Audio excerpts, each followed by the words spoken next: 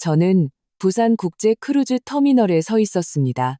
발치에는 여행 가방이 놓여 있었고 얼굴에는 선크림을, 눈에는 선글라스를 낀 채 아들과 며느리와 함께 꿈에 그리던 휴가를 떠날 준비를 마친 상태였습니다. 적어도 저는 그렇게 믿고 있었습니다. 바로 그때 갑자기 휴대폰으로 메시지 한 통을 받기 전까지는요. 엄마, 계획이 바뀌었어요. 크루즈는 우리 가족끼리만 갈 거예요. 그 순간 심장이 멎는 것 같았습니다. 저는 아직도 그날 아침의 짭짤한 바다 내음을 기억합니다. 부산항은 들뜬 관광객들로 가득했고 모두들 여행 가방과 미소를 짊어지고 있었습니다. 저 역시 몇 달 동안 계획했던 가족 크루즈 여행에 대한 기대로 미소 짓고 있었죠. 62살의 나이에 처음 타보는 배여행, 평생 열심히 일한 후에 이루는 작은 꿈이었습니다. 지프로 엮은 가방에는 선크림이, 머리에는 새로 산 비치 모자가 있었습니다. 격식 있는 저녁 식사를 위해 특별히 산 원피스 3벌도 챙겼죠. 소박한 꿈을 이루기 직전인 평범한 한 여성의 행복이었습니다. 아들 민준이는 늦었습니다. 늘 있는 일이었죠. 며느리 유진이와 결혼한 후로 시간 약속은 사치품이 되어버렸습니다. 저는 탑승구역 근처 벤치에 앉아 기다리며 활기차게 도착하는 가족들을 바라보았습니다. 서로 껴안고 하나가 된 모습들, 우리 가족도 그럴 것이라 생각했던 모습이었습니다. 바로 그때 휴대폰이 울렸습니다. 민준이에게서 온 문자였습니다. 엄마, 계획이 바뀌었어요. 크루즈에 같이 못 가실 것 같아요.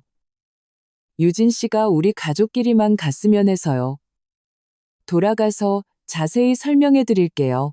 저는 그 글자들을 3번, 4번, 5번 읽었습니다. 눈은 믿지 못했지만 심장은 이미 알고 있었습니다.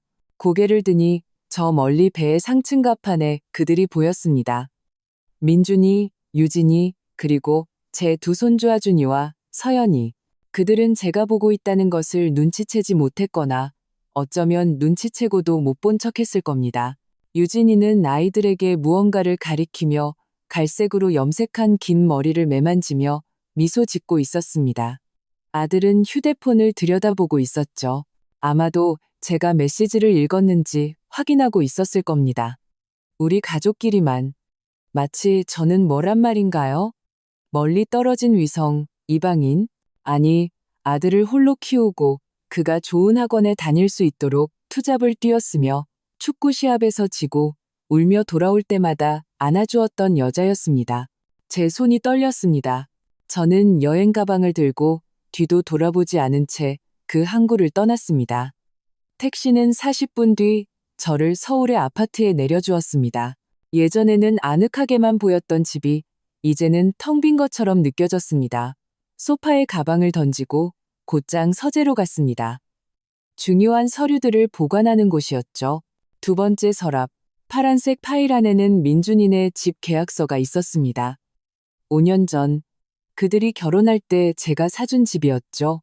유진 씨가 자신만의 가정 분위기를 만들어야 한다는 이유로 제가 주말 저녁 식사에 환영받지 못했던 바로 그 집이었습니다. 제가 정확히 2달 전 마지막 주택담보대출금을 갚았던 그 집, 아직도 제 이름으로 되어 있는 그 집이었습니다. 그들은 그 사실에 대해 한 번도 신경 쓰지 않았습니다. 사실 민준이는 항상 말했죠. 그냥 서류 절차일 뿐이잖아요, 엄마. 나중에 해결하면 되죠. 그리고 순진했던 저는 그저 명의를 이전하는 것은 시간 문제일 뿐이라고 믿었습니다. 하지만 이제야 깨달았습니다. 그것은 망각이 아니라 편이었습니다. 저도 모르게 흐르던 눈물을 닦았습니다. 숨을 깊게 들이쉬고 전화를 걸었습니다. 이정훈 변호사님, 저 김은희입니다. 제가 아들에게 사준 집 기억하시나요? 네, 그 집이요. 제가 법적으로 어떤 선택을 할 수 있는지 알고 싶습니다. 변호사와 통화하는 동안 이상한 평온함이 저를 감싸기 시작했습니다. 분노가 아니었습니다. 물론 피부 밑에서 분노가 고동치고 있었지만요. 그것은 전에 한 번도 느껴보지 못한 명료함이었습니다. 마치 갑자기 모든 조각이 맞춰지는 것 같았습니다. 건강한 경계 설정에 대한 유진 씨의 말들, 점점 더 멀어지는 민준이의 태도, 제가 손주들에게 너무 집착한다는 식의 말들, 각종 기념일에 저를 빼놓으려는 핑계들, 심지어 지난 몇 년간 크리스마스에 제가 받은 선물들이 점점 더 무성의해졌다는 사실까지도요. 전기밥솥, 백화점 상품권 같은 것들이었죠. 그것들은 단편적인 사건들이 아니었습니다. 그것은 패턴이었고 저를 서서히 밀어내면서도 그들에게 이익이 되는 것들만 남겨두려는 계획이었습니다. 제 재정적 지원, 비상시를 위한 제 존재, 그리고 그들 힘으로는 살 수 없었던 집의 서류에 적힌 제 이름. 저는 하나의 기능, 감정적이고 재정적인 현금 인출기로 전락해 있었던 겁니다.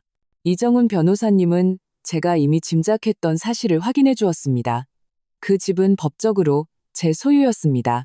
저는 그 집으로 무엇이든 할 수 있었습니다.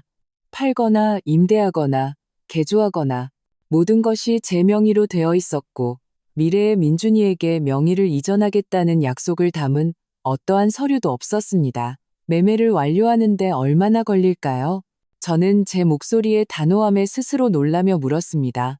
관심 있는 구매자가 있다면 2주, 절차를 서두르면 더 빠를 수도 있습니다. 크루즈 여행은 열흘짜리였습니다.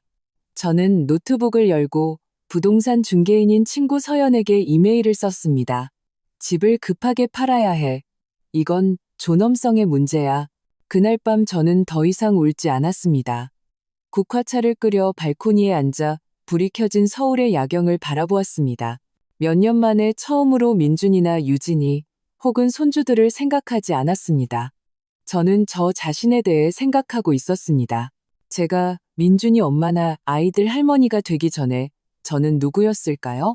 춤을 사랑하고 파리에 가는 것을 꿈꾸었으며 자신만의 친구들과 관심사를 가졌던 은희를 기억해냈습니다.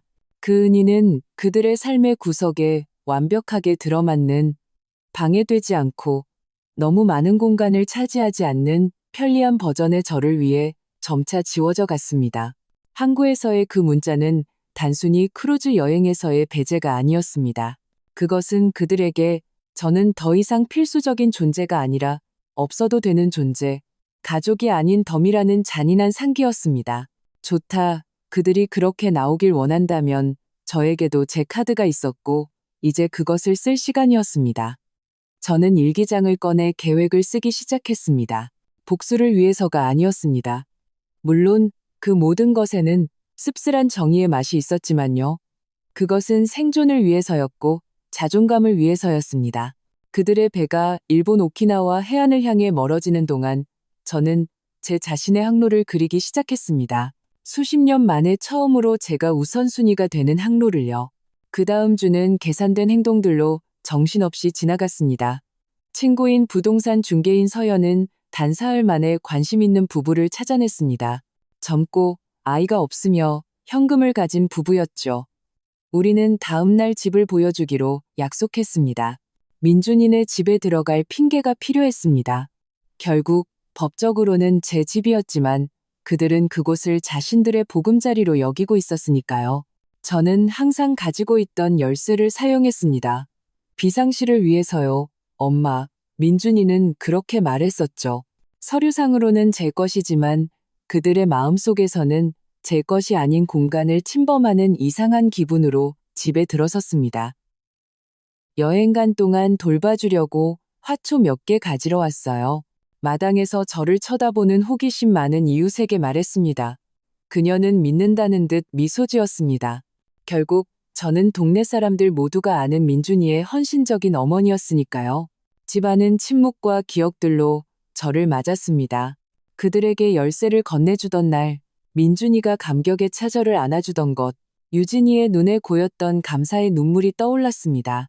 어떻게 그 모든 것이 그토록 짧은 시간에 우리 가족끼리만으로 변해버렸을까요? 방들을 거닐며 저는 제가 점차 배제되었다는 신호들을 발견했습니다. 벽에 걸린 사진들 속에서 제 모습은 점점 줄어들었습니다. 최근의 액자들에는 아예 없었죠. 책장에는 제가 선물한 책이 한 권도 꽂혀 있지 않았습니다. 심지어 제가 그들을 위해 떠준 이불조차 옷장 속에 처박혀 있고 백화점에서 산 것으로 대체되어 있었습니다. 민준이의 서재에서 집과 관련된 서류를 찾기 위해 서랍을 열었습니다. 그때 변호사 사무실 로고가 찍힌 봉투 하나를 발견했습니다. 안에는 소유권 이전 등기라는 제목의 서류 초안이 들어 있었습니다. 날짜는 석 달 전으로 되어 있었지만 서명되거나 저에게 제시된 적은 없었습니다. 내용은 명확했습니다. 그들은 마지막 대출금이 상환되자마자 집의 명의를 자신들의 이름으로 이전해달라고 요청할 계획이었습니다. 즉, 2달 전이었죠. 하지만 무언가가 그들을 막았습니다. 아마 제가 쉽게 동의하지 않을 것이라고 계산했거나 아니면 제가 감정적으로 취약해졌을 때 이 문제를 꺼낼 완벽한 타이밍을 기다리고 있었을 겁니다. 저는 그 서류를 가방에 넣었습니다. 증거였죠. 제 계획을 밀고 나갈 이유가 더 필요했던 것은 아니지만 그것은 제 의심을 확신시켜 주었습니다. 그것은 망각이 아니라 전략이었습니다. 다음 날 관심 있던 부부가 집을 방문했습니다. 이지훈 씨와 강소라 씨, 둘 다 의사인 그들은 집에 반해버렸습니다. 저희에게 완벽한 곳이네요. 그들은 이 벽들 안에 얽힌 드라마를 모른 채 말했습니다. 그들은 시세보다 높은 가격에 현금으로 집을 사겠다고 제안했고 일주일 안에 모든 절차를 마무리하기로 했습니다. 정말 괜찮으시겠어요? 은희 씨? 첫 서류에 서명할 때 서연이가 물었습니다. 이렇게 확신이 든 적은 없었어. 제 목소리의 단호함에 스스로 놀라며 대답했습니다. 이정훈 변호사님이 모든 법적 절차를 처리했습니다. 그는 등기상 소유주로서 제가 부동산을 매각할 모든 권리를 가지고 있다고 설명했습니다. 부동산이 항상 어머님 명의로 명확하게 되어 있었기 때문에 그들은 놀랐다거나 몰랐다고 주장할 수 없습니다. 그가 설명했습니다. 매매는 기록적인 시간 안에 완료되었습니다. 돈은 제 통장에 입금되었고 새로운 주인들은 크루즈가 돌아오기 하루 전인 7월 27일에 열쇠를 받기로 했습니다. 해결해야 할 세부 사항이 하나 더 있었습니다. 그들이 돌아왔을 때 무엇을 마주하게 될까? 저는 그냥 사라지고 싶지 않았습니다. 그들이 자신들의 선택의 결과를 이해하기를 바랐습니다. 그래서 편지를 썼습니다. 민준이와 유진이에게 너희가 집이라고 부르던 곳은 팔렸다. 너희도 잘 알다시피 법적으로 항상 내 집이었지. 내가 내 노후 자금을 써서 2달 전에 주택담보대출을 다 갚았다는 사실을 너희가 알았던 것처럼 말이야. 내가 크루즈에 동행하기에 충분한 가족이 아니라는 너희의 문자를 받았을 때 나는 마침내 너희 삶에서 내 위치를 깨달았다. 필요할 때만 편리하고 주변에 머물다가 필요할 때만 존재하는 자리. 새로운 주인들이 내일 이사 올 거다. 너희 개인 물품들은 3개월치 비용이 지불된 창고에 보관해 두었다. 열쇠와 주소는 이정훈 변호사님께 맡겨두었으니 첨부된 연락처로 연락하렴. 나를 찾을 걱정은 하지 마라. 너희가 가족으로서 성장할 공간이 필요했던 것처럼 나 역시 필요할 때만 쓰고 버리는 엄마이자 할머니 외에 내가 누구인지를 재발견할 공간이 필요하단다. 은희, 저는 편지를 봉투에 넣어 부엌 식탁 위에 두었습니다. 그들이 가장 먼저 보게 될 곳이었죠. 그 옆에는 집 등기부등본과 매매계약서 사본을 놓았습니다.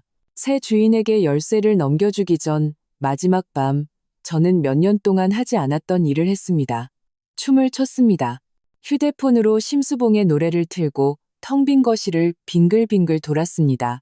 이제 가구도 없고 사진 속의 거짓 미소도 없으며 말하지 않은 거짓말들로부터 깨끗해진 공간이었습니다. 이제 너희 가족은 집이 없단다. 텅 빈 집의 메아리에 속삭였습니다. 그 춤은 복수의 축하가 아니었습니다. 그것은 해방의 의식이었습니다. 몇 년 동안 저는 다른 사람들의 삶에서 제가 맡은 역할로 저 자신을 정의해왔습니다. 민준이의 엄마, 유진이의 시어머니, 하준이와 서연이의 할머니, 감정적이고 재정적인 현금 인출기, 좋은 본보기, 항상 곁에 있지만 절대 과하지 않은 존재. 텅 빈 거실을 빙글빙글 돌면서 저는 그 역할들의 무게가 저에게서 떨어져 나가는 것을 느꼈습니다. 마치 한 바퀴 돌 때마다 제가 한때 가졌던 자신만의 꿈과 욕망, 다른 사람을 위해 봉사하는 것 이상의 삶을 가졌던 은희의 조각이 돌아오는 것 같았습니다. 다음 날, 저는 이지훈, 강소라 부부에게 열쇠를 건네주었습니다. 그들은 제장식 계획과 여분의 방을 어떻게 공동서재로 바꿀지에 대해 이야기하며 환하게 웃었습니다. 이 집의 기운이 특별해요. 강소라 씨가 말했습니다. 이곳에 많은 사랑이 있었다는 게 느껴져요. 있었죠. 제가 대답했습니다. 하지만 모든 사랑이 편의주의 앞에서 살아남는 건 아니랍니다. 그녀는 이해하지 못했지만 어쨌든 미소 지었습니다. 저도 미소 지었습니다. 며칠 만에 처음으로 짓는 진정한 미소였습니다. 마지막으로 대문을 나서면서 저는 이름 붙일 수 없는 감정들이 뒤섞이는 것을 느꼈습니다. 정확히 평화도, 복수도, 슬픔도 아니었습니다. 그것은 마침내 현실을 우리가 바라는 대로가 아니라 있는 그대로 보게 된 고통스러운 안도감이었습니다. 저는 서울에 있는 제 아파트로 돌아와 전화를 걸었습니다. 은경아, 제 여동생에게 말했습니다.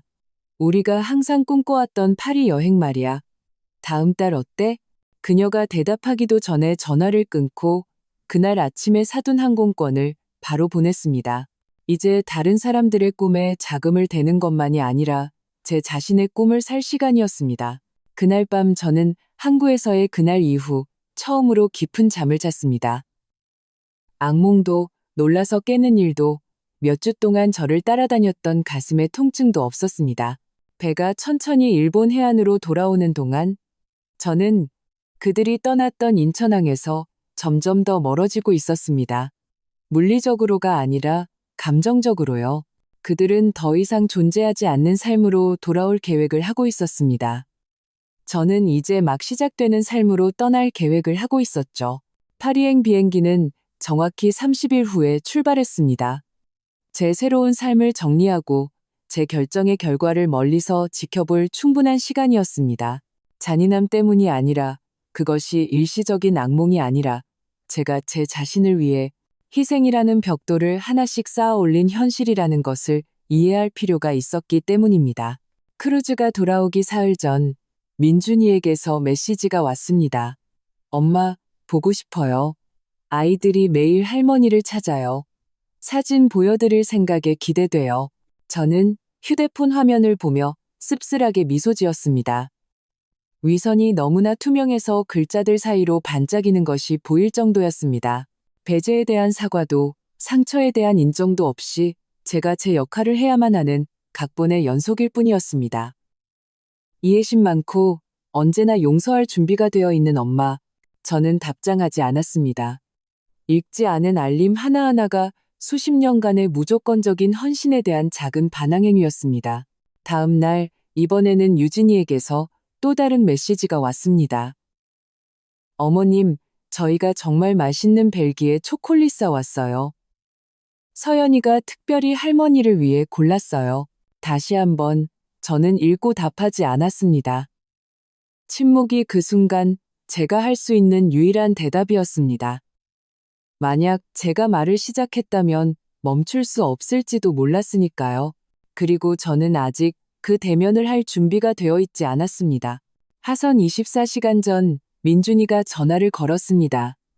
저는 음성 사서함으로 넘겼습니다. 엄마, 답장이 없으시니 이상하네요. 별일 없으신 거죠?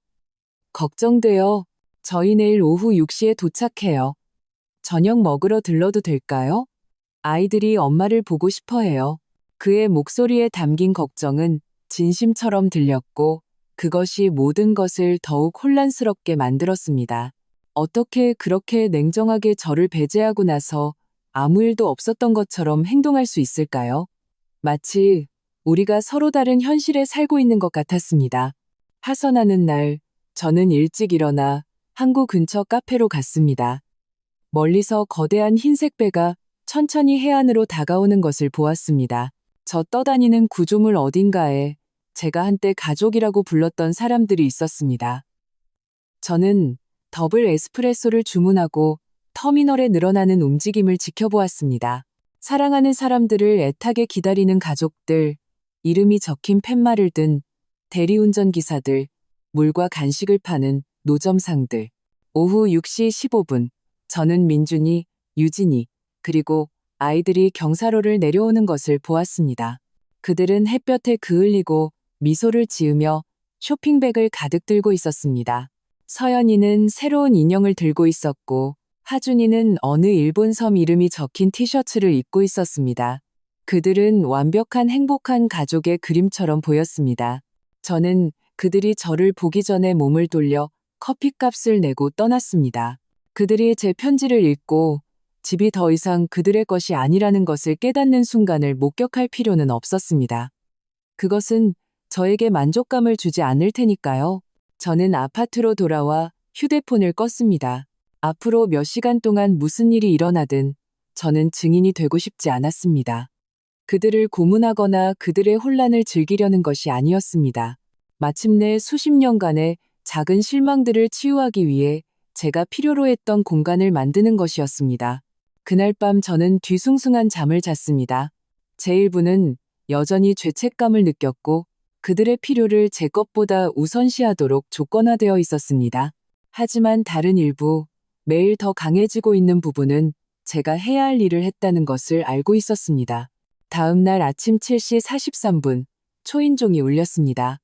현관문 렌즈로 보니 민준이가 서 있었습니다. 그는 혼자였고 눈 밑에는 짙은 다크서클이, 얼굴은 창백했습니다. 저는 말없이 문을 열었습니다. 어떻게 이러실 수 있어요? 그의 첫 마디였습니다. 목소리는 분노와 불신 사이에서 떨리고 있었습니다. 우리 집을 상의도 없이 팔아버리다니요. 그건 우리 집이 아니었어, 민준아. 내 집이었지. 항상 그랬어. 네가 한 번도 신경 써서 읽지 않았던 계약서에 그렇게 쓰여 있단다. 그는 혼란스러운 듯 머리를 쓸어 넘겼습니다. 하지만 우리가 거기서 살았잖아요. 거기서 우리 삶이 있었고, 아이들이 그 집에서 자랐다고요. 그리고 나는 너희와 함께 여행하고 가족의 일원이 될 계획이 있었지. 계획이란 게 참 우습게 바뀌는구나. 안 그러니? 그건 그냥 여행 한 번이었어요. 엄마, 딱 한 번? 아니, 민준아, 그건 마지막 한 방울이었어. 내가 내 삶에서 내 위치를 마침내 깨달은 순간이었지. 필요할 땐 편리하고 방해될 땐 버려지는 존재. 그는 갑자기 지친 듯 소파에 주저앉았습니다. 이제 우린 어디서 살아요? 애들 생각은 하셨어요? 그 질문이 제 안에 무언가에 불을 지폈습니다. 수십 년간의 희생, 그의 필요를 제 것보다 우선시했던 세월. 그런데도 그의 첫 번째 걱정은 제가 아니라, 제 감정이 아니라, 제가 그들에게 끼친 고통이 아니라, 제가 만들어낸 불편함에 대한 것이었습니다. 3개월치 창고 비용은 지불해뒀어. 다른 곳을 찾기에 충분한 시간이지. 그리고 그래, 아이들 생각했어. 자기 엄마를 어떻게 대하는지를 보고 자라서 어떤 어른이 될지 생각했지. 민준이는 마치 제가 낯선 사람인 것처럼 저를 쳐다보았습니다. 어떤 면에서는 아마 그랬을 겁니다. 그가 알던 순종적이고 항상 곁에 있으며 모든 것을 희생할 준비가 되어 있던 엄마는 그날 항구에서 사라졌으니까요. 유진 씨는 망연자실했어요. 그가 마치 제가 신경 써야 한다는 듯이 말했습니다. 그럼 내가 그날 내 문자를 읽었을 때 어땠을 것 같니? 우리 가족끼리만. 마치 내가 먼 친척이라도 되는 것처럼 널 혼자 키운 여자가 아니라 그건 그냥 부적절한 표현이었어요. 엄마. 아무 의미도 없었어요. 모든 의미를 담고 있었어, 민준아. 그리고 너도 알잖아. 그건 내가 몇 년 동안 느껴왔던 감정의 완벽한 요약이었어. 내가 환영받는 건 편리할 때뿐이고 내 역할은 꿈에 자금을 대는 것이지 그 꿈에 참여하는 게 아니라는 것. 그는 일어나 초조하게 거실을 서성였습니다. 저희한테 뭘 원하세요? 사과요? 좋아요. 미안해요. 우리 둘 다 정말 미안해요. 생각 없었고 잘못했어요. 하지만 우리 집을 팔다니 이건 너무 과해요. 나는 강요된 사과를 원하지 않아. 그리고 이건 집 때문이 아니야. 이건 존중의 문제고 마침내 내 가치를 깨닫는 문제야. 그 존중의 가치가 얼마인데요? 집 한 채 값이에요? 그 질문은 제 뺨을 때리는 것 같았습니다. 갑자기 저는 무슨 일이 일어나고 있는지 수정처럼 맑게 볼 수 있었습니다. 그는 제 감정을 신경 쓰거나 자신의 잘못을 깨달았기 때문에 온 것이 아니었습니다. 그는 살 곳이 필요했기 때문에 온 것이었습니다. 너 아직도 이해 못하는구나. 그렇지? 이건 협상이 아니야. 집은 팔렸어. 새 주인들은 이미 이사했고 돌이킬 수 없는 일이야. 너희가 그 여행에서 나를 배제함으로써 입힌 상처처럼. 그럼 이제 저희는 어떡하죠? 너희? 나도 모르지. 나는 27일 후에 파리로 떠나 마침내 내 인생을 살 거야. 너희 인생의 부속품으로 존재하는 게 아니라. 민준이는 마치 충격을 받은 것처럼 저를 쳐다보았습니다. 파리요? 얼마나 오래요? 모르지. 몇 주가 될 수도 있고 몇 달이 될 수도 있고 어쩌면 돌아오지 않을 수도 있어. 그는 손을 떨며 휴대폰을 들었습니다. 유진 씨한테 말해야겠어요. 믿지 않을 거예요. 유진 씨한테 마침내 가족이 무슨 의미인지 깨달았다고 전해줘. 그건 작고 폐쇄적이며 결국에는 부서져 버리는 거라고. 민준이가 문을 닫고 나갔을 때 저는 거대한 무게가 제 어깨에서 내려앉는 것을 느꼈습니다. 행복이나 만족스러운 복수가 아니었습니다. 그것은 마침내 오랫동안 품어왔던 진실들을 말한 것에 대한 안도감이었습니다. 저는 노트북을 들고 항공사 이메일을 열었습니다. 파리행 티켓이 화면에서 약속처럼 빛나고 있었습니다. 도망이 아닌 제 시작의 약속이었죠.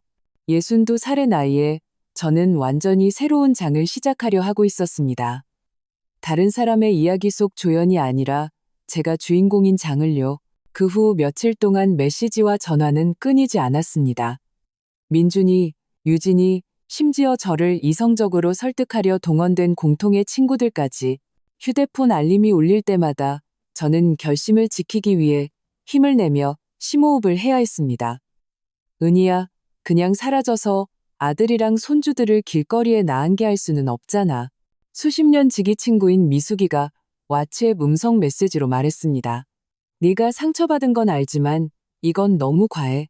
과하다. 그 단어는 마치 모든 상처에 대한 정확한 반응의 척도가 있는 것처럼 얼마나 많은 고통을 받아야 하는지, 어떤 대응이 적절한지를 계산하는 완벽한 방정식이 있는 것처럼 저를 따라다녔습니다. 길거리에 나앉지 않았어, 미수가. 저는 답장했습니다. 3개월치 비용이 지불된 창고에 있어. 게다가 민준이는 돈도 잘 벌잖아. 항상 집이 너무 작다고 했었지. 이제 정말로 가족에게 맞는 곳을 찾을 기회가 생긴 거야. 이런 말들을 타이핑하면서도 죄책감이 느껴졌습니다. 제 행동 때문이 아니라 제가 되어가는 듯한 이 씁쓸한 사람 때문이었습니다. 이건 제가 알던 은희가 아니었습니다. 아니면 어쩌면 수십 년 동안 진짜 감정을 억누른 끝에 마침내 해방된 진짜 은희였을지도 모릅니다. 집을 판 지 열흘째 되던 날, 저는 꽃다발을 받았습니다. 제가 가장 좋아하는 흰 장미였고 유진이가 직접 쓴 카드가 함께 있었습니다. 어머님의 고통을 이해하며 저희가 드린 상처에 대해 진심으로 사과드립니다.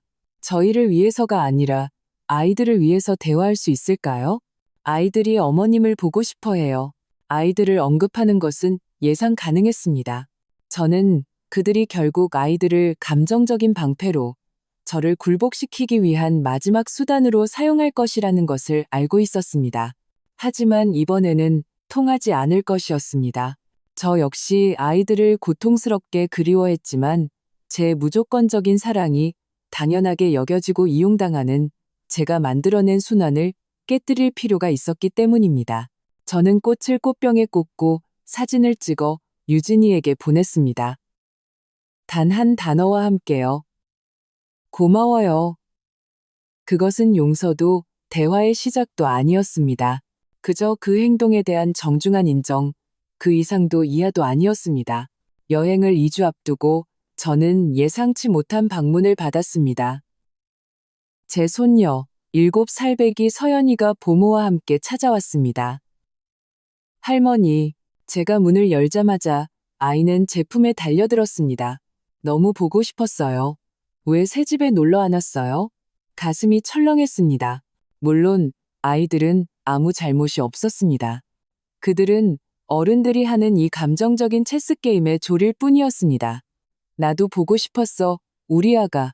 저는 아이를 꽉 껴안으며 대답했습니다. 할머니가 해결해야 할 일이 좀 있었단다. 부모는 저에게 봉투를 건넸습니다. 유진 씨께서 직접 전해달라고 하셨어요. 안에는 그들이 새로 임대한 집에서의 저녁 식사에 대한 공식적인 초대장이 들어있었습니다. 가족으로서 다시 시작하기 위해라고 우아한 필기체로 카드에 쓰여 있었습니다. 그날 밤 저는 일기장을 펴고 제 선택지를 저울질했습니다. 저녁 식사에 가는 것은 모든 것이 정상으로 돌아갈 수 있다는 신호를 보내는 것이고, 공식적인 사과 한 번이면 몇 년간의 작은 굴욕들을 지울 수 있다는 것을 의미했습니다. 가지 않는 것은 그들이 아마도 만들어내고 있을 이미지, 즉 씁쓸하고 복수심에 불타는 늙은이라는 이미지를 확인시켜주는 것이었습니다. 저는 전화를 들어 민준이에게 걸었습니다. 초대장 받았어. 단도직입적으로 말했습니다. 다행이네요. 그는 진심으로 안도하는 듯 했습니다. 그럼 오실 거죠? 아니, 민준아, 안 갈 거야. 전화기 저편에서 침묵이 흘렀습니다. 엄마, 저희는 관계를 회복하려고 노력하고 있잖아요. 저희한테 뭘 더 원하세요? 나는 너희한테 아무것도 원하지 않아. 그리고 그게 핵심이야. 몇 년 동안 너희는 내가 필요할 땐 곁에 있고, 필요 없을 땐 보이지 않기를 바랐지. 이제 나는 너희에게는 보이지 않고 나 자신에게는 보이도록 선택하고 있어. 하지만 아이들은요? 이 모든 것에 아이들은 잘못이 없잖아요. 동의해. 그래서 아이들과는 계속 연락할 거야. 하지만 너희의 방식이 아니라 내 방식대로. 그게 무슨 방식인데요? 그의 목소리에는 제대로 숨기지 못한 짜증이 섞여 있었습니다. 나는 한 달에 한 번 너희 없이 손주들과 주말을 보낼 거야. 너희가 나 없이 크루즈 여행을 원했던 것처럼 나는 너희 없이 손주들과 시간을 보내고 싶어. 이건 말도 안 돼요. 엄마, 아이들을 협상 카드로 쓰시는 거예요? 아니, 나는 경계를 설정하고 있는 거야. 훨씬 오래전에 했어야 했던 일이지. 그가 대답하기 전에 전화를 끊었습니다. 손이 떨렸지만 두려움이나 후회 때문은 아니었습니다. 제가 허용했던 이 독성적인 역학관계에 마침내 맞선 아드레날린 때문이었습니다. 다음 날 유진이가 제 문 앞에 나타났습니다. 그녀는 언제나처럼 흠잡을 데 없이 차려입었지만 얼굴은 잠 못 이룬 밤들을 드러내고 있었습니다. 어머님, 얘기 좀 할 수 있을까요? 우리 둘이서만요. 여자 대 여자로. 저는 들어오라는 손짓을 했습니다. 커피를 권했지만 그녀는 거절했고 우리는 거실에서 마주 앉았습니다. 무슨 일이 있었던 거예요? 그녀가 물었습니다. 어조는 걱정 반 비난 반이었습니다. 이건 저희가 알던 어머님이 아니에요. 맞아요. 아니죠. 그 은희는 아들로부터 크루즈에 갈 만큼 가족이 아니라는 문자를 읽었을 때 항구에서 죽었어요. 유진이는 시선을 내렸습니다. 끔찍한 실수였어요. 저희는 준비 때문에 스트레스를 받고 있었어요. 친정어머니가 편찮으셔서 저도 기분이 안 좋았고요. 충동적인 결정이었어요. 충동적인 건 저녁 식사에 대해 알려주는 걸 잊는 거겠지. 가족 여행에서 의도적으로 나를 배제하는 건 의식적인 선택이야. 가족 내에서 내 위치에 대해 너희가 정확히 어떻게 생각하는지를 보여주는 선택. 유진이는 한숨을 쉬며 제가 지난 크리스마스에 선물했던 진주 목걸이를 매만졌습니다. 저희는 항상 어머님이 저희를 위해 해주신 모든 것에 감사했어요. 집, 재정적 지원, 아이들 돌봐주신 것까지요. 감사했다고.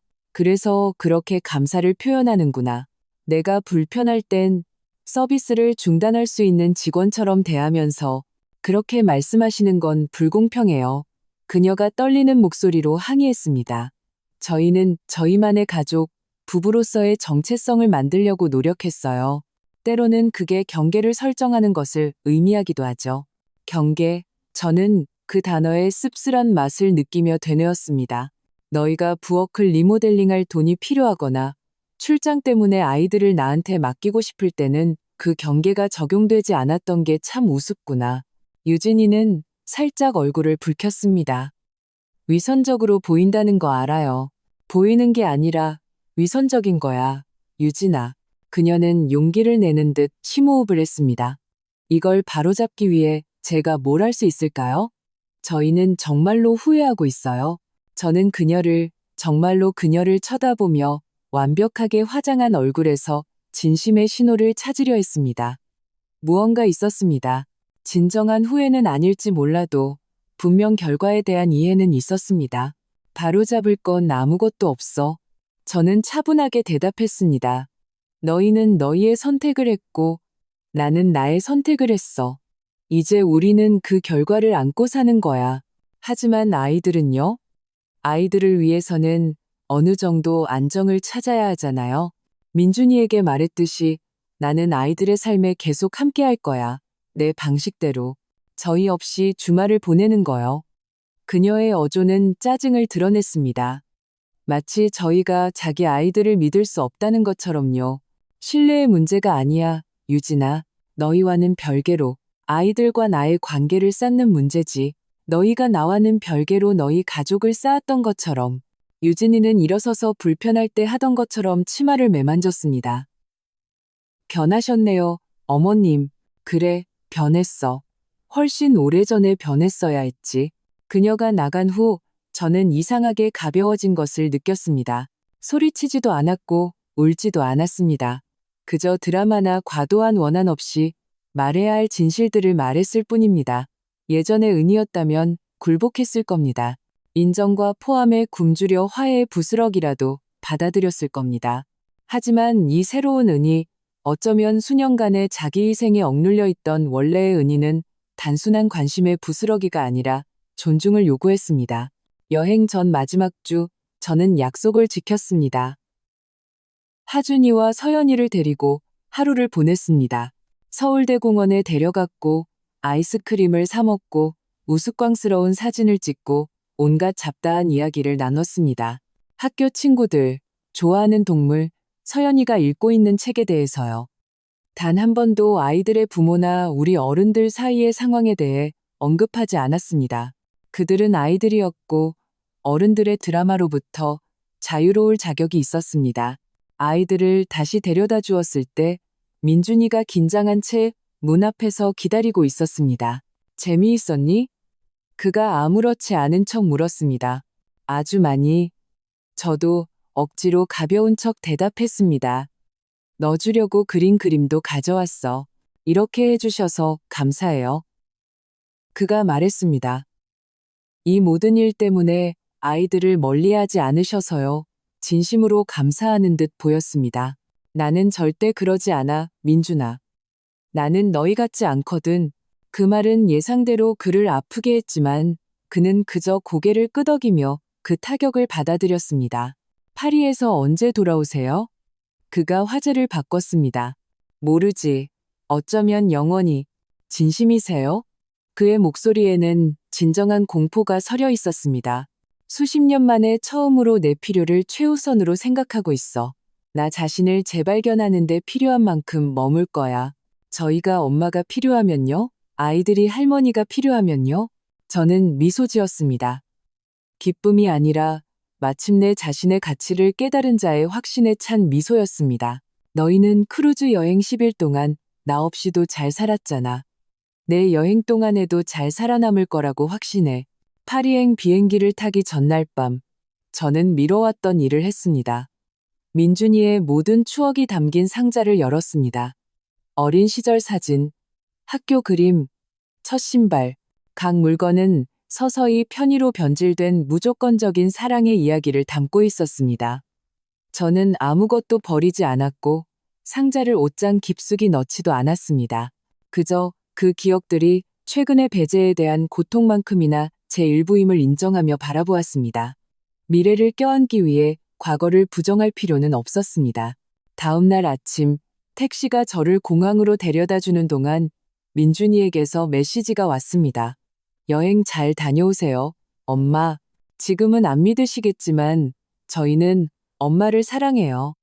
저는 답장하지 않았습니다.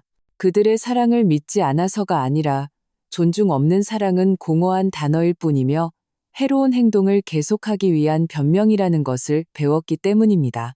비행기는 오전 10시 25분에 정시에 이륙했습니다.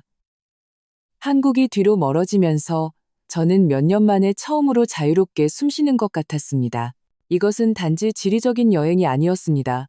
그것은 민준이 엄마나 아이들 할머니가 되기 전에 은희를 재발견하기 위한 제 내면으로의 여정이었습니다. 자신만의 꿈과 욕망, 다른 사람을 위해 봉사하는 것으로 요약되지 않는 삶을 가졌던 은희를요. 승무원이 비즈니스 클래스에서 샴페인을 따라주었습니다. 집을 판 돈의 일부로 제게 허락한 사치였죠. 저는 조용한 건배로 잔을 들었습니다. 한 가족의 끝이 아니라 제 자신의 시작을 위해서요. 파리는 가느다란 비와 잿빛 하늘로 저를 맞았지만 그것조차 그 순간의 매력을 감소시키지 못했습니다. 제 여동생 은경이가 화려한 우산과 환한 미소로 공항에서 기다리고 있었습니다. 언니의 새로운 삶에 온 걸 환영해. 그녀는 저를 힘껏 껴안으며 말했습니다. 은경이는 항상 저와 정반대였습니다. 결혼도 아이도 없었죠. 국제적인 경력을 쌓고 수십 년 동안 파리와 칸쿤을 오가며 살았습니다. 제가 민준이에게 제 삶을 바치는 동안 그녀는 자신에게 삶을 바쳤습니다.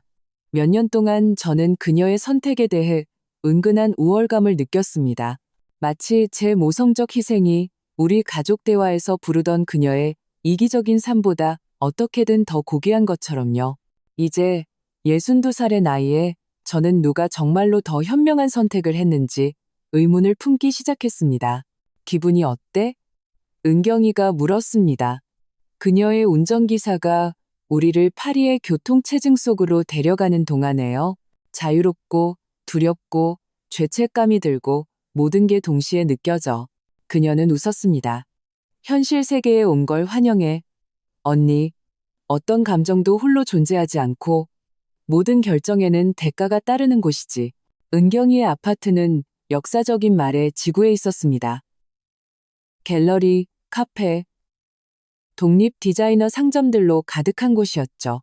그녀의 세련된 생활 방식은 항상 제게 사치스럽고 거의 경박하게 보였습니다. 이제 저는 그녀가 타협 없이, 불필요한 희생 없이 정확히 자신이 누구인지를 반영하는 삶을 어떻게 창조했는지 보았습니다. 손님방을 준비해뒀지만 곧 언니만의 공간을 찾아야 할 것 같아. 그녀는 내부 안뜰이 보이는 예쁜 방을 보여주며 말했습니다. 얼마나 머물 계획이야? 몰라. 저는 솔직하게 대답했습니다. 집을 팔고 비행기 표를 사는 것 외에는 아무것도 계획하지 않았어. 완벽하네. 은경이가 미소 지었습니다. 최고의 여정은 정해진 각본이 없는 법이지. 그 후 며칠 동안 저는 오아시스를 만난 목마른 사람처럼 파리에 빠져들었습니다. 박물관을 방문하고 카페에 앉아 사람들을 구경하고 센 강을 따라 몇 시간씩 걸었습니다. 저는 스펀지처럼 모든 순간을 흡수하며 제 안에 존재하는 줄도 몰랐던 공허함을 채워나갔습니다. 휴대폰은 대부분 꺼져 있었습니다. 하루에 한 번, 주로 밤에만 켜서 중요한 메시지를 확인하고 하주니 서연이와 짧은 영상 통화를 했습니다.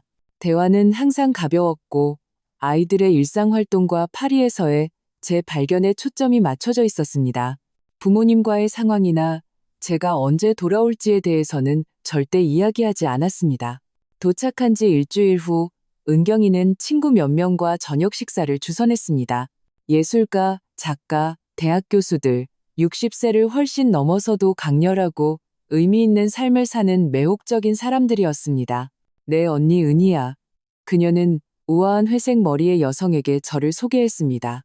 마침내 엄마와 할머니 이상의 삶이 있다는 걸 발견했지. 예전 같았으면 그 설명에 기분이 상했을 테지만 그날 밤 웃음과 레드와인 잔 사이에서 저는 그녀의 말 속에 담긴 진실을 인정했습니다. 그래서 뭘 하세요, 은희 씨? 비교문학 교수인 필립이 물었습니다. 제가 누구인지 재발견하고 있어요.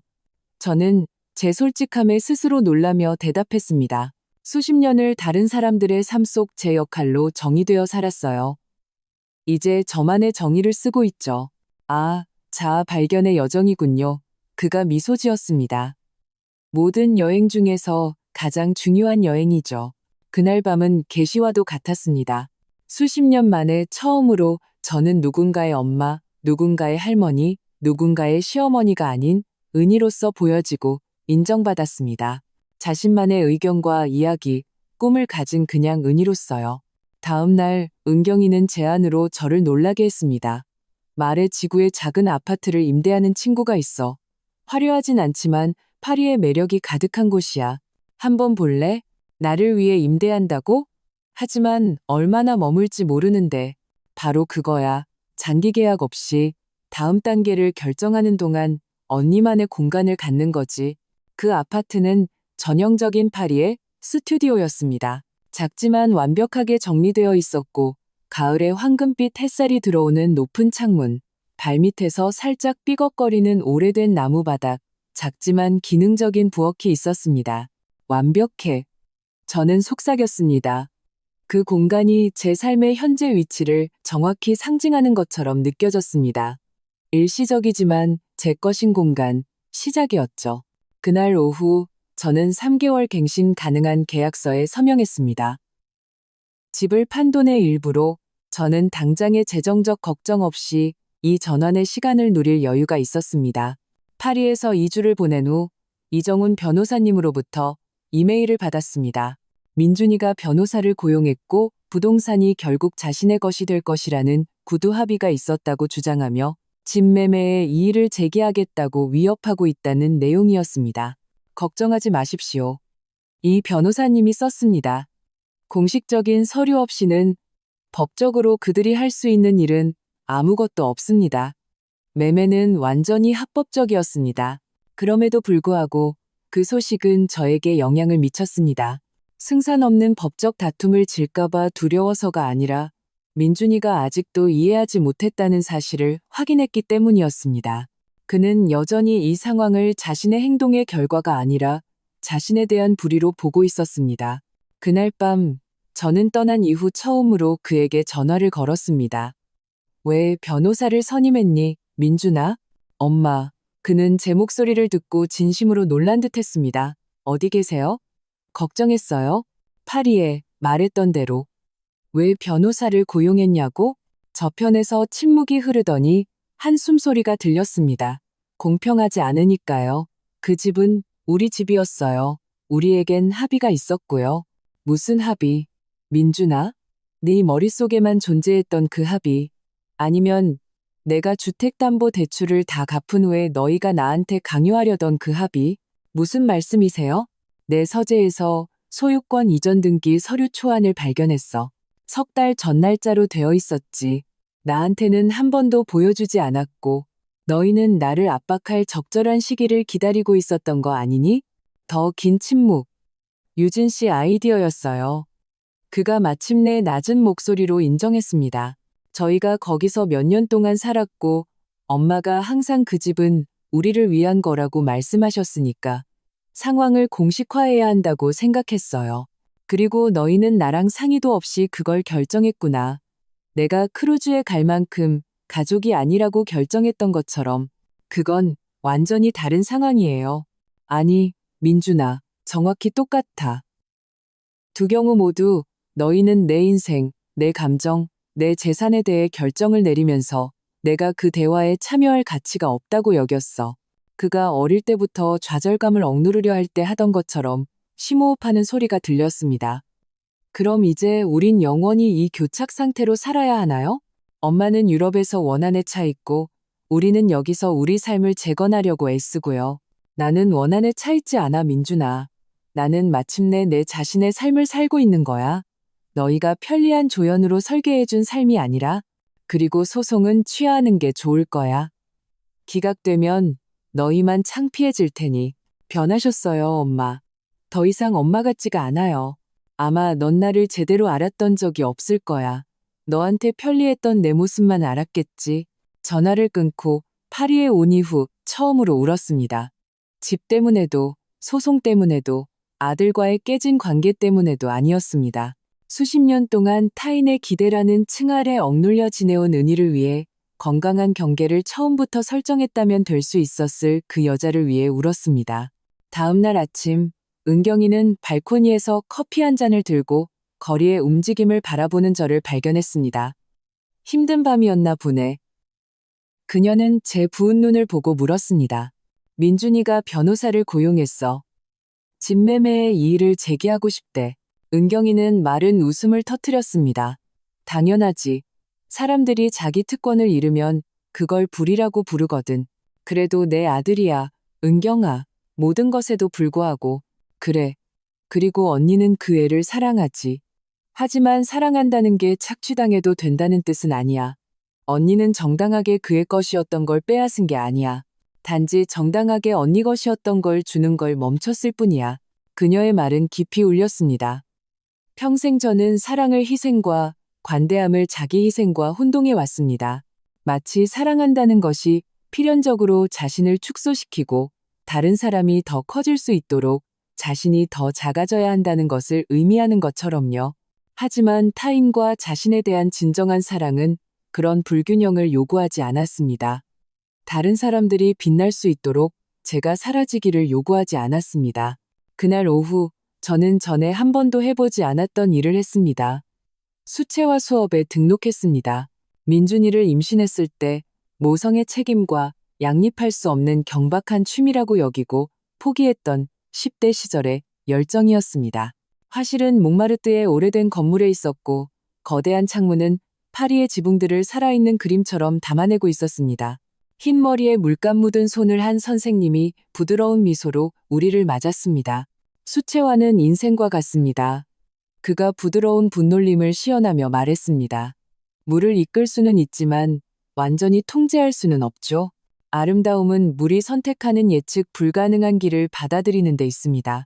색을 섞고 그것들이 종이 위로 흐르는 것을 보면서 저는 깨달음을 얻었습니다. 그것이 바로 제가 제 인생으로 배우고 있는 것이었습니다. 통제하는 것이 아니라 이끌고 예측 불가능한 것을 받아들이고 예상치 못한 길에서 아름다움을 찾는 것. 수업이 끝날 무렵 저는 작고 불완전하지만 색과 가능성으로 활기찬 풍경화를 만들어냈습니다. 마치 제가 제 자신을 위해 쓰기 시작한 새로운 장처럼요. 파리의 가을은 나무들을 빨강과 황금빛으로 물들였습니다. 마치 도시 전체가 제 개인적인 변화를 축하하는 것 같았죠. 낮은 짧아졌지만 왠지 제 시간은 더 충만하고 의미 있게 느껴졌습니다. 저는 오로지 저만의 일과를 만들었습니다. 일찍 일어나 주인이 이미 저를 알아보고 아직 따뜻한 크루아상을 챙겨주는 동네 빵집에서 커피를 마셨습니다.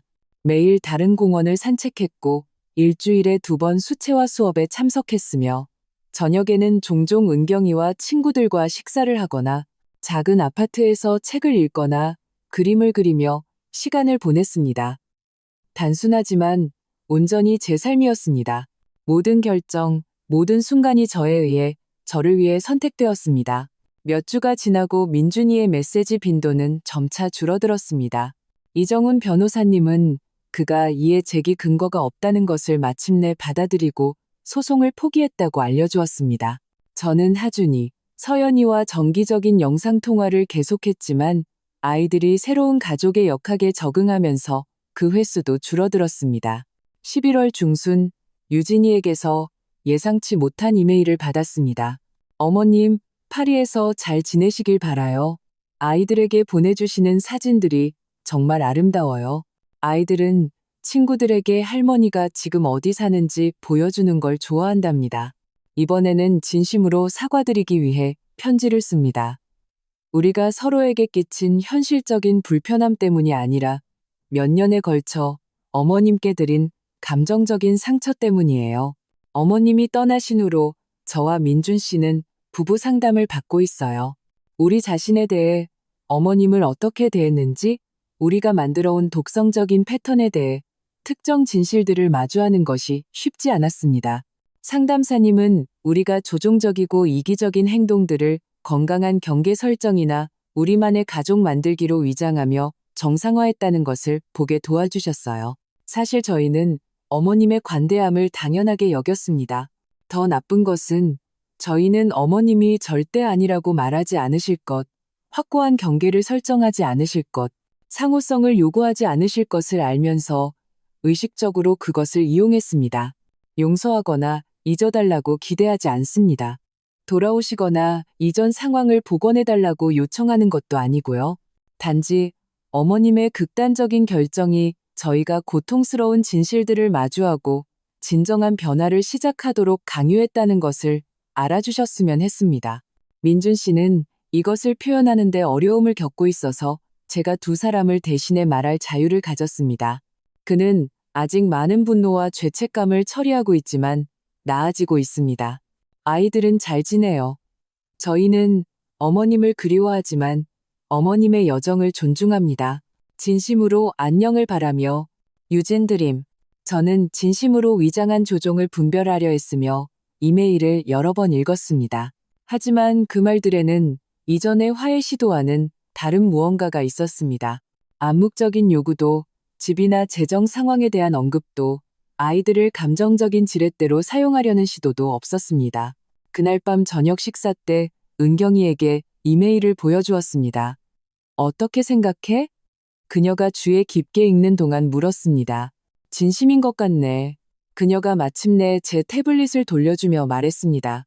하지만 중요한 질문은 언니는 어떻게 생각하냐는 거야. 저는 잠시 생각에 잠겼습니다. 그들이 마침내 내가 한 일뿐만 아니라 왜 했는지를 이해하고 있는 것 같아. 그리고 그게 언니한테 뭔가 달라지게 해? 모르겠어. 저는 솔직하게 대답했습니다. 완전히 용서할 준비도 이전의 역학관계로 돌아갈 준비도 안 됐어. 그래서도 안 되지. 은경이가 우리 잔에 와인을 더 따르며 단언했습니다. 용서는 찾아온다면 그들의 편안함을 위해서가 아니라 언니 자신의 평화를 위해야 해. 그리고 용서와는 별개로 다시는 예전처럼 대우받는 걸 받아들여선 안 돼. 저는 그녀의 말에 담긴 지혜를 흡수하며 고개를 끄덕였습니다. 그날 밤 저는 유진이에게 짧게 답장했습니다. 이메일 고마워요. 솔직함과 인정을 높이 삽니다. 저 역시 자아 발견과 치유의 여정 중에 있어요. 전문적인 도움을 찾고 있다니 기쁘네요. 아이들은 언제나 제 삶에서 환영받고 우리 어른들 사이의 정직한 소통도 마찬가지예요. 은희, 짧고 약속이나 양보도 없었지만 적대감도 없었습니다. 과거의 복원이 아닌 어쩌면 다른 미래를 건설하는 방향으로의 작은 한 걸음이었습니다. 12월이 오자 크리스마스 조명이 파리를 동화 속 도시로 바꾸었습니다. 제 수채화 수업은 작은 연말 전시회를 열었고 놀랍게도 제 작품 2점이 선정되었습니다. 대단한 것은 아니었고 말의 지구의 작은 갤러리였지만 저에게는 기념비적인 무언가를 의미했습니다. 가족 역할 너머의 제 가치를 인정받은 것이었죠. 전시회 개막일, 저는 액자에 담긴 제 수채화, 즉 해질녘 생 강이 풍경 앞에 서 있었습니다. 파란색과 보라색 톤이 수평선에 녹아드는 모습이었죠. 기술적으로 완벽하지는 않았지만 강가에 혼자 앉아 경험했던 평화의 순간 진정한 무언가를 담아냈습니다. 아름답네요. 뒤에서 익숙한 목소리가 들렸습니다. 저는 놀라 돌아섰고 그곳에는 민준이가 서 있었습니다. 네가 여기 어쩐 일이니? 저는 놀라 거의 숨을 쉴 수 없었습니다. 유진 씨가 엄마 페이스북에서 전시회 초대장을 봤어요. 이제 얼굴 보고 대화할 때가 된 것 같아서요. 그는 달라 보였습니다. 더 야위었고 눈 밑에는 옅은 다크서클이 있었지만 더 부드럽고 덜 방어적인 표정을 하고 있었습니다. 혼자 왔니? 네, 유진 씨는 아이들과 남았어요. 우리 둘만의 시간이 필요하다는 걸 이해해줬어요. 우리는 갤러리를 나와 근처 카페로 걸어갔습니다. 밤은 추웠지만 맑았고 불 밝은 도시에서는 드물게 별이 총총한 하늘이었습니다. 그림 정말 예뻐요. 우리가 김이 모락모락 나는 핫초코를 앞에 두고 앉았을 때 그가 말했습니다. 그림 그리는 줄 몰랐어요. 나도 몰랐어. 저는 옅은 미소를 지으며 대답했습니다. 네가 모르는 나 자신도 몰랐던 내 모습이 많단다. 그는 숟가락으로 초콜릿을 저으며 고개를 끄덕였습니다. 그 생각 많이 했어요. 제가 엄마를 온전한 한 사람으로 자신만의 욕망과 꿈을 가진 사람으로 본 적이 없었다는 거요. 그냥 엄마였죠. 어떻게 보면 제 자신의 연장선이었고요. 그 솔직함에 저는 무장해제 되었습니다. 이것은 제가 뒤로하고 떠났던 방어적인 민준이가 아니었습니다. 상담이 효과가 있나 보구나. 제가 말했습니다. 그는 작은 미소를 지었습니다. 힘들어요. 사실 고통스럽죠. 제가 가지고 있는 줄도 몰랐던 패턴들을 마주하는 게요. 세상에서 저를 가장 사랑해준 사람을 제가 어떻게 대했는지 보는 게요. 나는 아직도 널 사랑해, 민준아. 그건 변하지 않았어. 알아요. 그리고 저는 그 사랑을 몇 년 동안 이용했어요. 그는 잠시 멈추고 핫초코를 한 모금 마셨습니다. 돌아오시거나 하신 일을 되돌려달라고 부탁하러 온 게 아니에요. 제가 이해하고 있고 더 나은 사람이 되려고 노력하고 있다고 말씀드리러 왔어요. 우리는 잠시 침묵 속에 앉아 그 말들이 우리 사이에 떠다니도록 두었습니다. 아이들은 잘 있니? 제가 마침내 물었습니다. 네, 엄마를 그리워하지만 적응하고 있어요.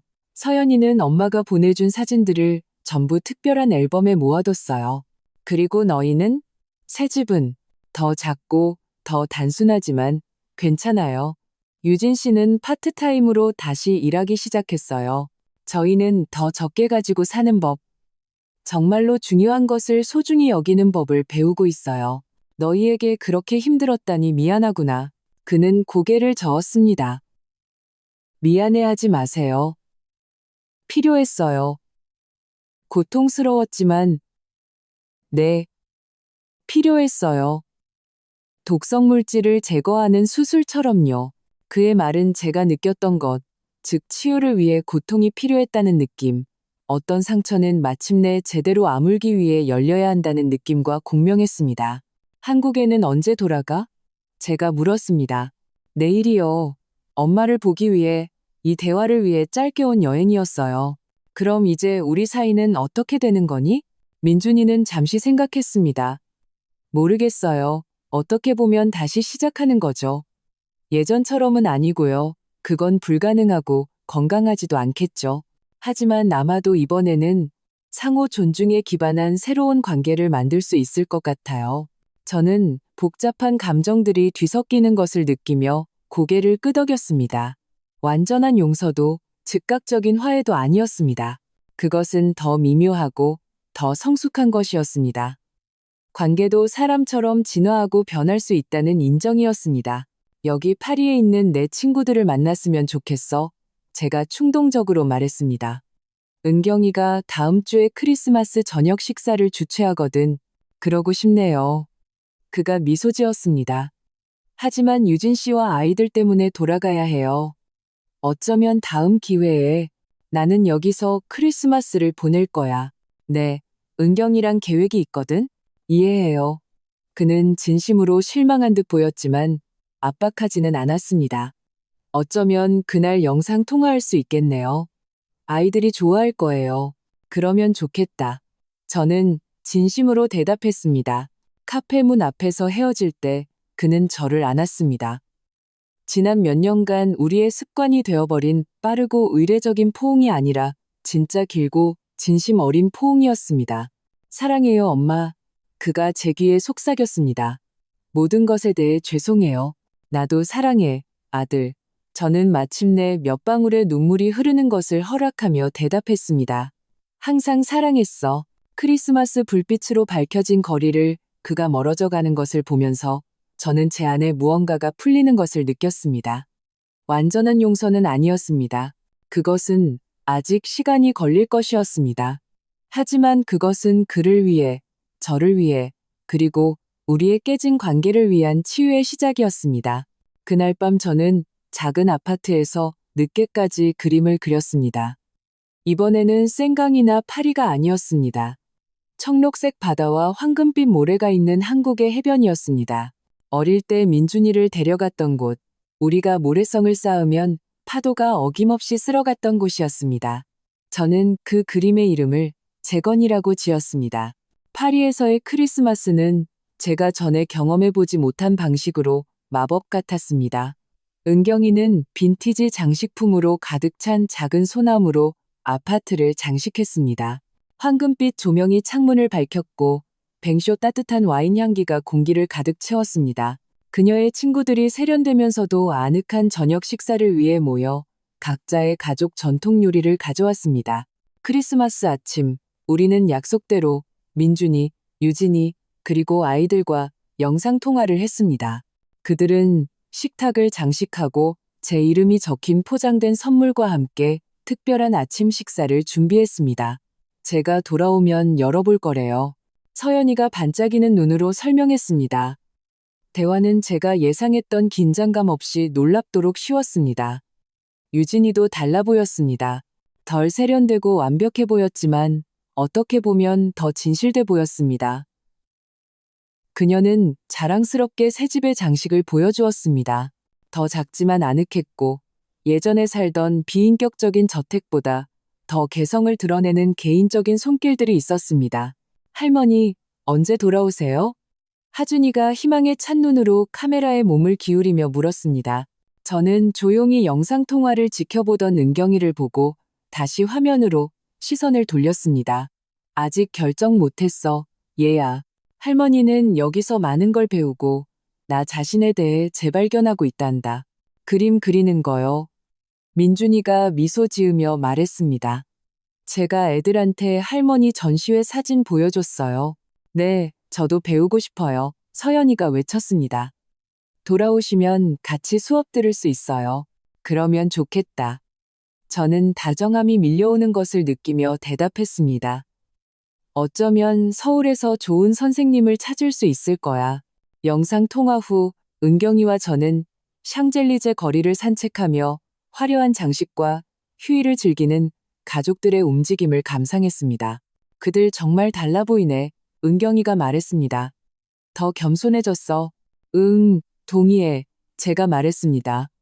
정말로 노력하고 있는 것 같아. 상담, 새로운 재정 현실, 어쩌면 갑자기 나를 잃었다는 충격까지. 그 모든 게 그들 안에 무언가를 깨운 것 같아. 그래서 그게 언니 계획을 바꿔? 은경이가 우리가 걷는 동안 제 팔에 팔짱을 끼며 물었습니다. 저는 잠시 생각에 잠겼습니다. 정확히 계획이 있는지는 모르겠어. 목적지보다는 방향에 가깝지. 아주 철학적이네. 그녀가 웃었습니다. 하지만 진지하게 한국에 돌아갈 생각 있어? 결국에는 이건 멋진 장이지만 내 인생의 전부는 아니니까. 내 손주들이 거기에 있고 내 마음의 일부도 거기에 있지. 하지만 예전과 같은 조건으로는 아니야. 그렇겠지. 은경이가 질문이 아니라 확인으로써 단언했습니다. 절대 아니지. 다시는 그 보이지 않는 필요할 때만 편리한 은희가 되지 않을 거야. 우리는 눈부신 쇼윈도 앞에 멈춰서서 반짝이는 크리스마스 불빛과 섞인 우리의 모습을 바라보았습니다. 외모는 비슷하지만 인생 경험은 너무나 다른 두 중년 여성, 피와 공유된 역사로 묶여 있었습니다. 이 모든 이야기에서 내가 가장 감명받은 게 뭔지 알아? 은경이가 빨간 스카프를 고쳐 매며 말했습니다. 복수 자체가 아니야. 물론 기가 막히게 실행됐지만 네가 그 속에서 어떻게 나타났는지가 중요해. 많은 사람들이 이겼을 때조차도 억울함에 사로잡혀 쓰라린 사람이 되거든. 하지만 언니는 꽃을 피웠어. 그녀의 말은 제가 스스로 인식하기 시작한 것을 정확히 포착했기 때문에 깊은 감동을 주었습니다. 집을 판 것은 이야기의 끝이 아니라 시작이었습니다. 민준이와 유진이를 벌하는 것이 아니라 제가 수년에 걸쳐 스스로 만드는데 일조했던 보이지 않는 사슬에서 저 자신을 해방시키는 것이었습니다. 1월이 오자 가벼운 눈이 파리의 지붕을 덮어 도시를 동화 속 풍경으로 바꾸었습니다. 임대 계약이 끝나가고 있었고 저는 결정을 내려야 했습니다. 3개월 더 갱신할 것인가 아니면 한국으로 돌아갈 것인가. 특히 추운 어느 날 오후 거의 텅 빈 윅상부르 공원을 산책하다가 저는 결정을 내렸습니다.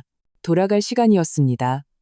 의무나 죄책감 때문이 아니라 가족의 압력에 굴복해서가 아니라 제 인생의 다음 장을 건설할 준비가 되었기 때문이었습니다.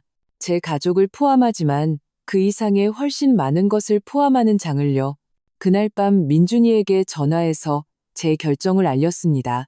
2월에 돌아갈 거야. 제가 말했습니다. 하지만 몇 가지 조건이 있어. 뭔데요? 그의 목소리는 기쁨과 조심스러움이 섞여 있었습니다. 나는 내 독립을 유지할 거야. 너희 집 근처에 아파트는 이미 임대했어. 하지만 너희와 함께 살거나 전일제 보모가 되고 싶지는 않아. 이해하고 존중해요. 그가 즉시 대답했습니다. 나는 계속 그림을 그리고 싶어. 서울에서 지금 듣는 것과 비슷한 수업을 제공하는 화실을 찾았어. 물론이죠, 엄마. 엄마 시간은 엄마 것이고, 우리 모두는 명확한 경계와 상호 존중을 설정해야 해요. 아이들조차도 할머니가 자신만의 삶이 있다는 것을 이해해야 하죠. 저희는 상담에서 그 부분을 노력하고 있어요. 그가 말했습니다.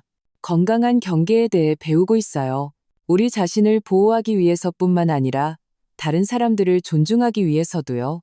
그가 제 조건을 쉽게 받아들이는 것을 보며 저는 이미 감지했던 것을 확인했습니다.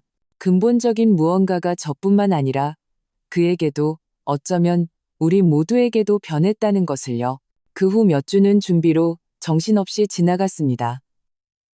몇몇 그림과 책을 우편으로 보내고 짐을 싸고 새로 사귄 친구들과 작별 인사를 했습니다. 파리는 짧은 시간 안에 제게 너무나 많은 것을 주었습니다.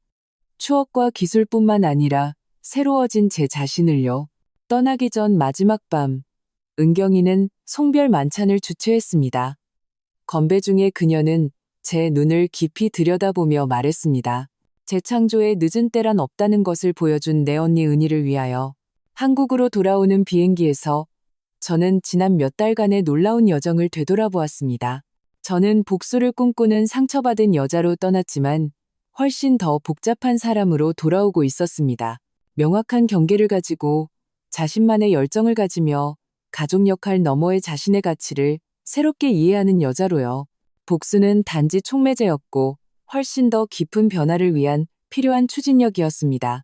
공항에는 민준이와 아이들이 손으로 만든 플래카드와 진심 어린 미소를 지으며 저를 기다리고 있었습니다. 유진이도 그곳에 있었는데 더 내성적이었지만 눈에 띄게 노력하고 있었습니다. 저는 모두를 껴안으며 아직 형성 중인 새로운 역동성과 섞인 가족의 따뜻함을 느꼈습니다. 돌아오신 걸 환영해요. 민준이가 제 짐을 들며 말했습니다. 아니면 새로운 시작을 환영한다고 해야 할까요? 그거 좋네. 제가 미소 지으며 대답했습니다. 우리 모두를 위한 새로운 시작. 그 후 몇 주 동안 우리는 점차 새로운 역동성을 확립했습니다. 피상적인 대화가 아닌 진솔한 문제에 대해 이야기하는 주간 가족 저녁 식사.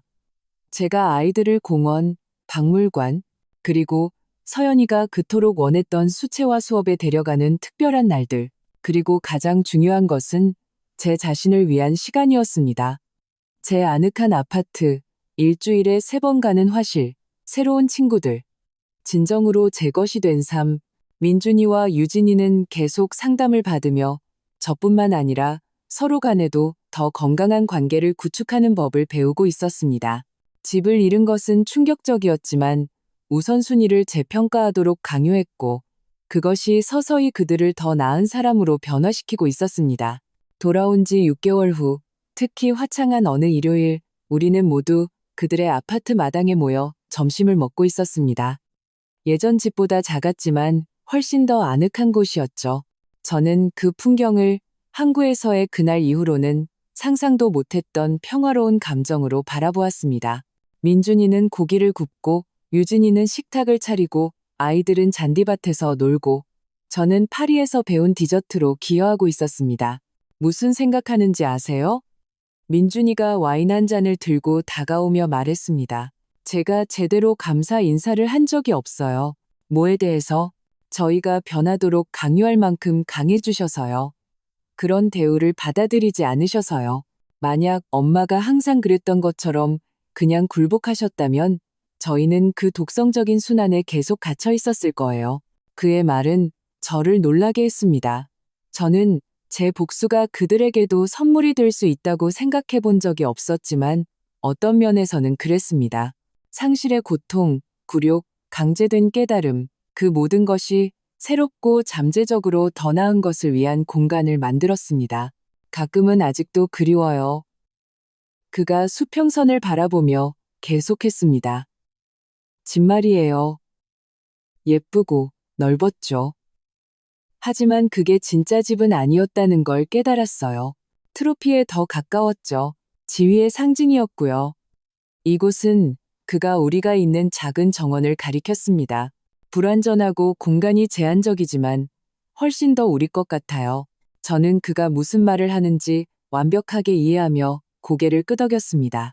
때로는 가치 있는 것을 잃어야만 진정으로 소중한 것이 다른 곳에 있었다는 것을 발견하기도 합니다. 가끔은 생각해 제가 말했습니다. 만약 그날 그렇게 극단적으로 배제되지 않았다면 내가 변할 용기를 찾았을까? 그림, 파리, 내 독립을 재발견했을까? 제가 한 일을 바꿀 수는 없어요.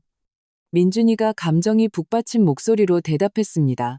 하지만 다시는 엄마가 보이지 않는 존재처럼 느끼게 하지 않겠다고 약속할 수는 있어요. 그게 내가 항상 원했던 전부야. 저는 솔직하게 대답했습니다. 엄마나 할머니로서뿐만 아니라 은희로서 보여지는 것. 그날 오후 제가 제 아파트에 꾸민 작은 화실에서 서연이와 그림을 그릴 때 아이는 예상치 못한 질문을 했습니다. 할머니, 아빠랑 엄마가 크루즈에 안 데려간 거 이제 용서했어요? 저는 잠시 멈추고 아이가 이해할 수 있으면서도 여전히 진실된 단어들을 찾았습니다. 있잖아, 서연아. 용서한다는 건 고통스러운 일이 일어나지 않았거나 중요하지 않았던 척하는 게 아니야. 그 고통이 내 미래를 지배하지 못하게 결정하는 거란다. 그리고 저는 매일 조금씩 더 용서하고 있어요. 할머니 그림처럼요. 아이가 통찰력으로 저를 놀라게 하며 말했습니다. 실수했을 때 지울 수는 없지만 실수를 예쁜 것으로 바꿀 수는 있잖아요. 저는 8살짜리 아이의 지혜에 감탄하며 미소 지었습니다. 바로 그거야, 우리 아가, 바로 그거야. 삶은 새로운 패턴이 자리 잡으며 계속 흘러갔습니다. 저는 더 이상 민준이와 유진이의 무한한 재정적, 감정적 지원의 원천이 아니었고, 그러고 싶지도 않았습니다. 하지만 저는 그들의 삶에서 특히 제 손주들에게 꾸준하고 가치 있는 존재였습니다.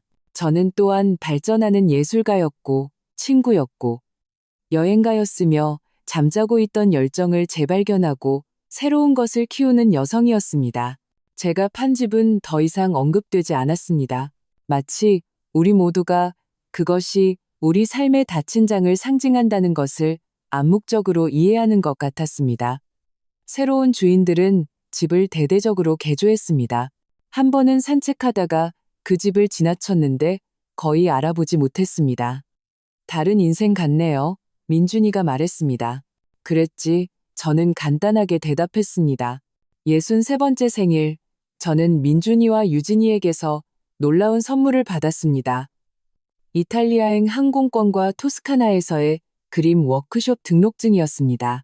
어머님의 여정을 계속하시라고요.